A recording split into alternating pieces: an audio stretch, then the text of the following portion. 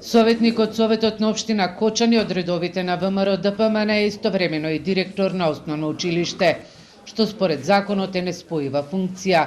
Реагираа денеска од независната советничка група Доста беше во Кочани. Побарале и добиле официјален документ од Државната комисија за спречување на корупција, во кој јасно стои дека во ваквиот случај има судирни интереси. Нашата советничка група на следната седница на Совет на општина Кочани ќе стави точка на дневен ред одлука по мислењето од Државната комисија за спречување на корупција.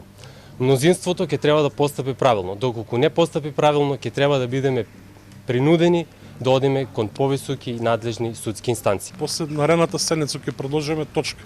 Ако не се усвои, натаму одговорноста ќе биде нивна и само нивна, како ќе се одвива целата постапка. Дали на уставен или управен суд, кои се надлежни за овој закон, дали ќе паѓат одлуките на општината, на советот кои се донесени, ќе трпе самата општина, ќе биде одговорноста нивна и само нивна.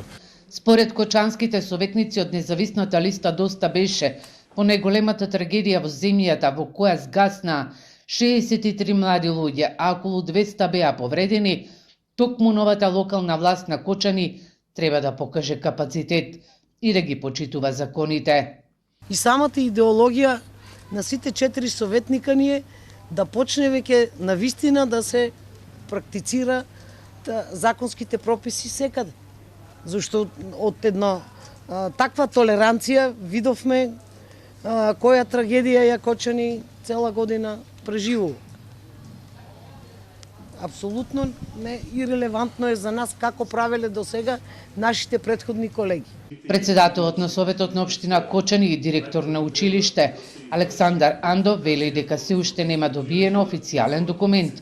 Кога ќе го добие, ќе постапи согласно одлуката и ќе ги почитува сите законски прописи. Инаку за вакво прекршување на законот за спречување на корупција и судирни на интереси се изрекува глоба од 300 до 500 евра во денарска противредност.